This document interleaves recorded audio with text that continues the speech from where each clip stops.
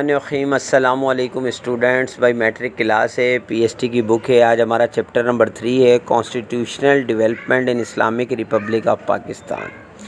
भाई पाकिस्तान बनने के बाद सबसे पहले जिस चीज़ की उसको ज़रूरत थी वो कॉन्स्टिट्यूशन था, जिसको हम आइन कहते हैं। कॉन्स्टिट्यूशन या आइन ये चीज़ है जिसमें छोटे छोटे पूरे मुल्क के अंदर लागू होने वाले कानून लॉज़, जिसको हम लॉज़ बोलते हैं, वो सब इस आइन के अंदर शामिल होते हैं। यानी sum total of laws included in आइन आपके कॉन्स्टिट्यूशन। ठीक है, तो कहने का मकसद ये है कि जितने भी आपके मुल्क में इदारे काम करते हैं, जितने भी इदारे हैं, उनके अंदर जो जो कानून बना हुआ है वो आइन के अंदर मौजूद होगा। आइन सुपर पावर होती है लॉज़ की, और किसी भी मुल्क को चलाने के लिए आइन की भाई बहुत ज़रूरत होती है। तो नीड फॉर कॉन्स्टिट्यूशन इसमें बताया हुआ है। चाहे एक फैमिली ही क्यों ना हो, उस घर में भी एक कानून होता है। माँ और बाप दोनों मिलकर एक कानून बनाते हैं जिस पे बच्चों से इम्प्लीमेंट करवाया जाता है। तो इसी तरह मुल्क में भी इसी तरह ही है। पहले छोटे छोटे कबीले हुआ करते थे, वहाँ एक सरदार होता था, वो अपना कानून बनाता था। फिर ये आहिस्ता आहिस्ता रियासतें बनने लगी, मुल्क बनने लगे, तो ये आइन इस तरह से बना। ठीक है।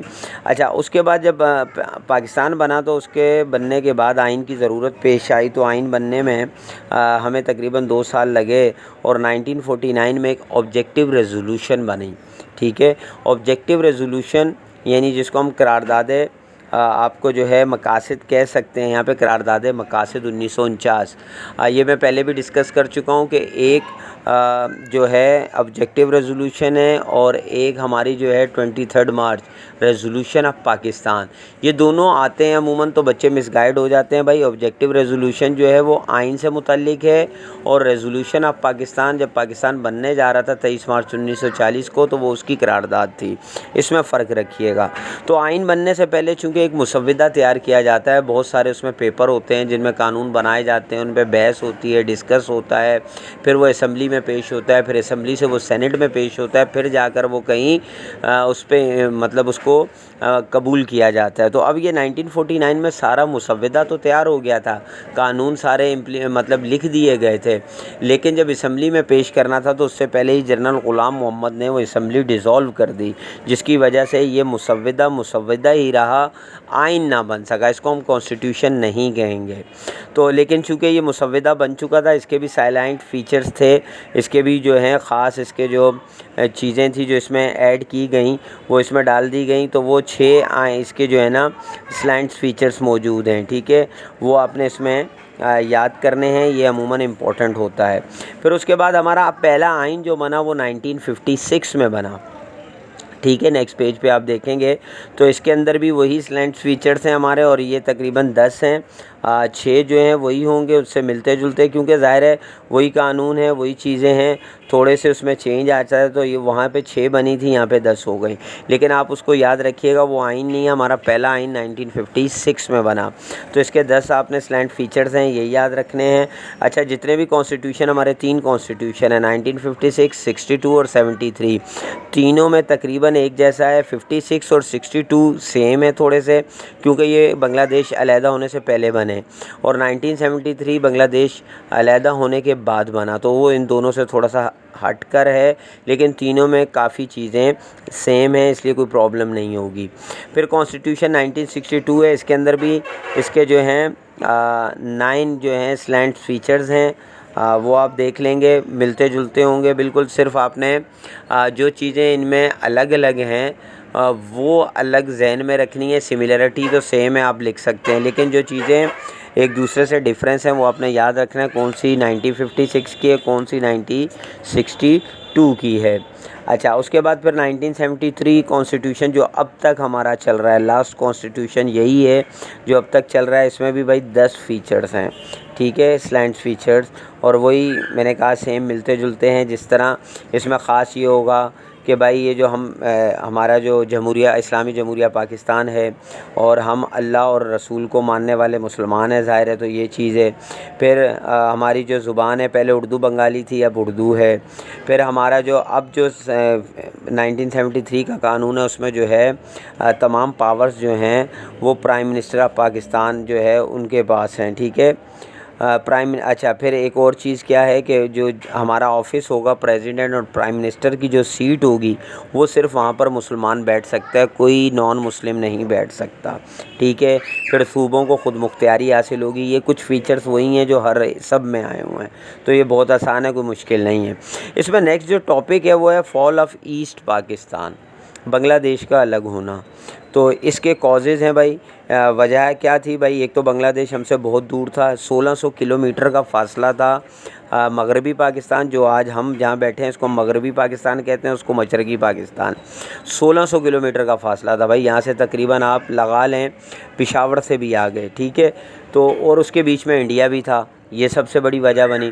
دوسری وجہ بنی سوشل اسٹرکچر کی، کہ ہمارے جو یہاں کے آفیسرز وہاں جاتے تھے تو ان کا رویہ وہاں کے لوگوں کے ساتھ اچھا نہیں ہوتا تھا، تو اس وجہ سے پرابلم ہوئی۔ پھر کچھ مارشل لاز بہت لگے، ٹھیک ہے، تو اس مارشل لاز کی وجہ سے بہت پرابلم ہوئی۔ پھر زبان کا ایشو، ٹھیک ہے، وہ بنگالی زبان تھی، ہماری اردو تھی، تو یہ بھی کچھ مسکنسیپشن تھا۔